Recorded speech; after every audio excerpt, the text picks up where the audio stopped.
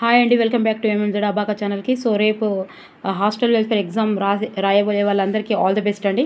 So ఈ వీడియోలో నుంచి 2-3 క్వశ్చన్స్ వస్తాయని నేను అనుకుంటున్నాను. ప్లీజ్ మిస్ చేయకుండా చూడండి. అండ్ డిఎస్సికి కూడా ఇవి ఖచ్చితంగా అవసరం ఉంటాయండి. సో ఇది నాకు నేను తీసుకున్న డాటా నుంచి మొత్తం కలెక్ట్ చేశాను. ఇది రీసెంట్గా జరిగినవి. సో ఒక్కసారి స్కిప్ చేయకుండా వీడియో చూడండి, తప్పకుండా వచ్చే అవకాశం ఉంది. డిఎస్సిలో అయినా సరే అండ్ హాస్టల్ వెల్ఫేర్లో అయినా సరే. ఇది మీరు వచ్చేటప్పుడు ఎగ్జామ్స్కి వెళ్ళేటప్పుడు జర్నీలో కూడా ఇది చూస్తే చాలామందికి ఉపయోగపడుతుంది. సో షేర్ చేయండి ప్లీజ్, షేర్ చేయండి తప్పకుండా, నచ్చితే లైక్ చేయండి. సో ముందు తెలంగాణ అసెంబ్లీ ఎన్నికలండి. సో 3వ శాసనసభ ఎన్నికలు, ఇవి 3వ శాసనసభ ఎన్నికలు 2023 నవంబర్ 30న పోలింగ్ జరిగిన తేదీ 2023 నవంబర్ 30న. సో ఫలితాలు డిసెంబర్ 3న వచ్చాయి. సో 119 శాసనసభ నియోజకవర్గాలలో ఎన్నికలు జరిగాయి. సో 64 + 1 = 65 కాంగ్రెస్ సీట్లు పొందడం వల్ల ఇది కాంగ్రెస్ ప్రభుత్వం ఏర్పాటు అయింది. మన సీఎం యనుమల రేవంత్ రెడ్డి గారు సీఎం, 2వ ముఖ్యమంత్రి సీఎం. దేనికి మన తెలంగాణకు 2వ ముఖ్యమంత్రి సీఎం. ఎన్నికలు మాత్రం కన్ఫ్యూజ్ కావద్దు. ఎన్నికలు మాత్రం 3వ శాసనసభ ఎన్నికలు. 3వది, 2 సార్లు మన కేసీఆర్ గారే ఉన్నారు, ఇది 3వసారి. 2వ ముఖ్యమంత్రి, కన్ఫ్యూజ్ కావద్దు. తర్వాత వివిధ పార్టీలకు వచ్చిన సీట్లు అండ్ శాతం.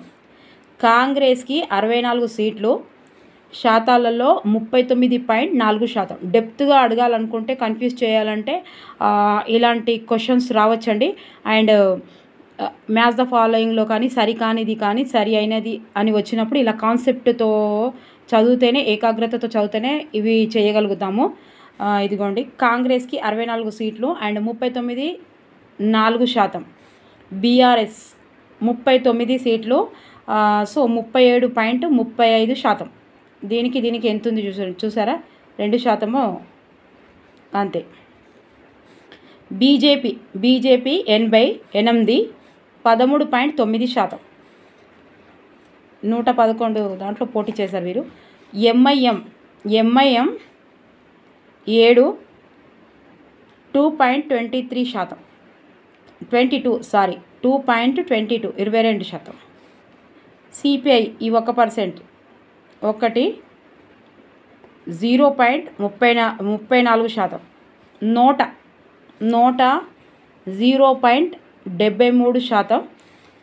సో ఇది కుతుబుల్లాపూర్ నియోజకవర్గం నుండి అత్యధికంగా ఓట్లు రావడం జరిగింది. నోటాకి కుతుబుల్లాపూర్ నియోజకవర్గం నుండి అత్యధికంగా ఓట్లు రావడం జరిగింది. ఇది కొంచెం ఇంపార్టెంట్ అండి. మొత్తం పోలింగ్ శాతం 71.34%.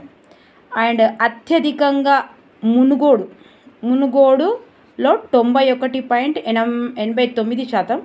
ఇలా మనము ఒక్కసారి వీడియో వింటే అది ఖచ్చితంగా మనకు 4 ఆప్షన్లలో గుర్తుపట్టే అవకాశం ఉంటుందండి. దయచేసి 1-2 సార్లు చూడండి, ఒక 10 నిమిషాల వీడియో కదా, ఒక్కసారి చూడండి. అతి తక్కువ పోలింగ్ జరిగింది యాకుత్పురా. సో 3.38%. అత్యధిక మెజారిటీతో కుతుబుల్లాపూర్ నుంచి కేవీ వివేకానంద బీఆర్ఎస్ పార్టీ నుండేనంట. అత్యధిక majority Quthbullapur. So KV Vivekananda. అతి తక్కువ మెజారిటీతో గెలుపొంది చేవెళ్ళ కాలే యాదయ్య, ఆయన కూడా బీఆర్ఎస్ఏ. సో 268 ఓట్లతో. సో మన రేవంత్ రెడ్డి గారి పూర్తి పేరు యనుమల రేవంత్ రెడ్డి. డిసెంబర్ 7న మన రేవంత్ రెడ్డి గారు ముఖ్యమంత్రిగా ప్రమాణ స్వీకారం చేశారు, రెండవ ముఖ్యమంత్రిగా. నాగర్ కర్నూల్ జిల్లా వంగూరు మండలం కొండారెడ్డిపల్లిలో జన్మించారు. సో ఆయన November 8, 1969 డేట్ ఆఫ్ బర్త్. సీఎంతో పాటు మన సీఎం రేవంత్ రెడ్డితో పాటు 11 మంది, ఇది చాలా ఇంపార్టెంట్ అండి. సో సీఎంతో పాటు 11 మంది మంత్రుల ప్రమాణ స్వీకారం జరిగింది. ఎంతమంది సీఎంతో పాటు ఎంతమంది మంత్రుల ప్రమాణ స్వీకారం జరిగింది అని ఇస్తాడు. సీఎంతో పాటు 11 మంది మంత్రుల ప్రమాణ స్వీకారం. ప్రగతి భవన్ని జ్యోతిరావు పులే ప్రజాభవన్గా పేరు పెట్టారు. సో ఫస్ట్ అభయహస్తం ఫైలుపై తొలి సంతకం. ఫస్ట్ సంతకం దేని మీద చేశారు అని అంటే అభయహస్తం ఫైలుపై తొలి సంతకం చేశారు. రెండోది ప్రజావాణి ఏమో ఉందండి, తెలిస్తే తప్పకుండా కామెంట్ బాక్స్లో కామెంట్ చేసి రాయండి. తెలియని వాళ్ళకి తెలుస్తుంది తప్పకుండా. సో ఎవరు కాంపిటీషన్ కాదండి, చదివిన వాళ్ళకే కాంపిటీషను. అప్లై చేసిన వాళ్ళలో కాంపిటీషన్ ఉండదండి, అప్లై చేసిన వాళ్ళకి కాంపిటీషన్ ఉండదు, ఓన్లీ చదివిన వాళ్ళకే ఉంటుంది. సో రీసెంట్ మన తెలంగాణ మంత్రులు రేవంత్ రెడ్డి ముఖ్యమంత్రి. మన ముఖ్యమంత్రి ఎవరు? రేవంత్ రెడ్డి. ఉప ముఖ్యమంత్రి ఆర్థిక శాఖ, విద్యుత్. ఒక్కొక్కరికి 2 శాఖలు ఇచ్చారు కాబట్టి అవి తప్పకుండా ఉండవలసిన విషయము, గుర్తుంచుకోవాల్సిన విషయము, గుర్తుపట్టవలసిన విషయం. సో ఉప ముఖ్యమంత్రి ఆర్థిక శాఖ, విద్యుత్, ఇది ఒక్కటి కూడా ఇవ్వచ్చు కన్ఫ్యూజ్ చేయడానికి. ఉప ముఖ్యమంత్రి అంటే అందరికీ బట్టి విక్రమార్క అని తెలుసు, ఆర్థిక శాఖ విద్యుత్ అనేది మళ్ళీ కన్ఫ్యూజ్ అయిపోతారు. సో ఇదిగోండి బట్టి విక్రమార్క. నీటి పారుదల అండ్ పౌర సరఫరాలు.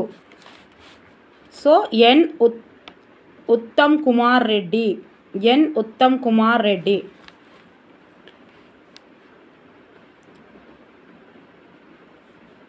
ఐటీ పరిశ్రమలు, శాసనసభ వ్యవహారాలు శ్రీధర్ బాబు. R&B cinematography Komatireddy Venkatreddy. గుర్తుపెట్టుకోండి, సినిమా గురించి కోమటిరెడ్డి వెంకటరెడ్డి. వైద్య ఆరోగ్య శాఖ, science and technology Damodara Rajanarasimha.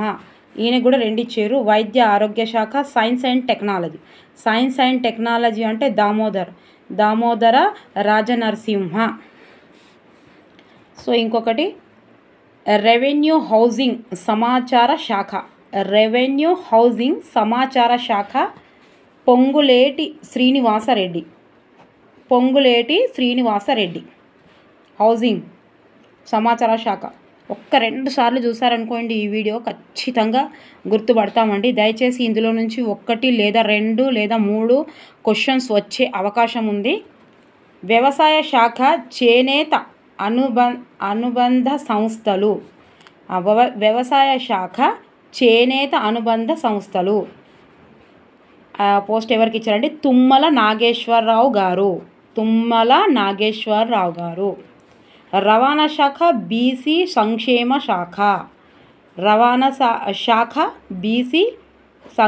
శాఖ పొన్నం ప్రభాకర్ గారు. అండ్ ఎక్సైజ్ పర్యాటక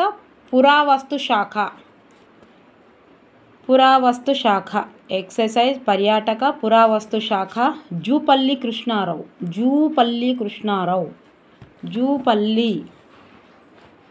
అటవీ శాఖ దేవాదాయ పర్యావరణ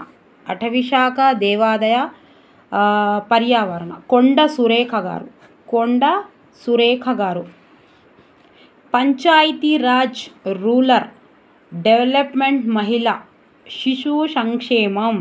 పంచాయతీరాజ్ రూరల్ డెవలప్మెంట్ మహిళా శిశు సంక్షేమం దన్సారి అనసూయ. సో ఇందులో 2 అడగవచ్చు. సీతక్క పేరేమి అని అడగవచ్చు.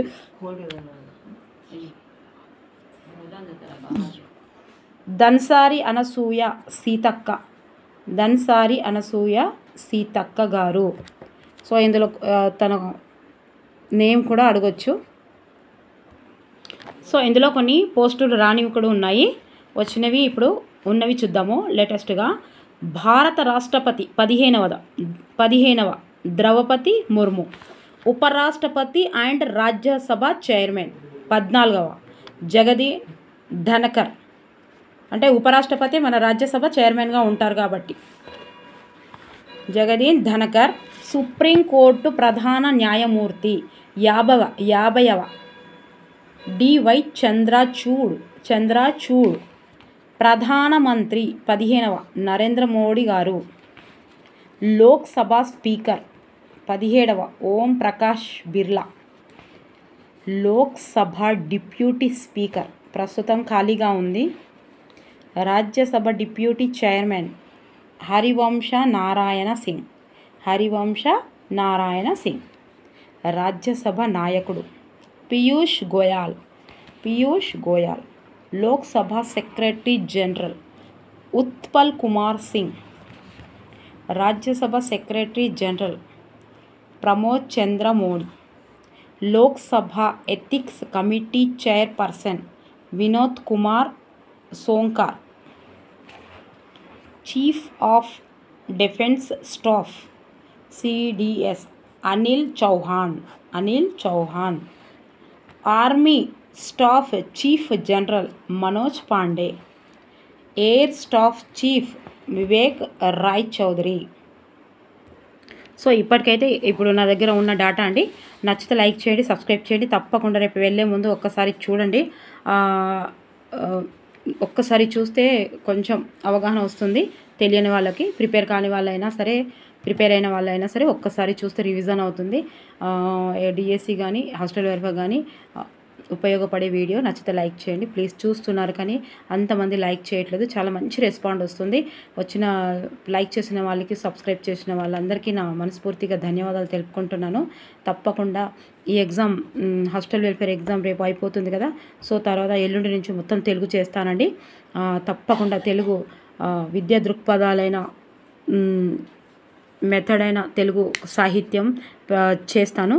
నాకు ఎంత ఓపిక ఉంటే అంత చేస్తాను. తప్పకుండా చేసే ప్రయత్నం చేస్తాను. నచ్చితే మాత్రం తప్పకుండా లైక్ చేయండి. Thank you for watching.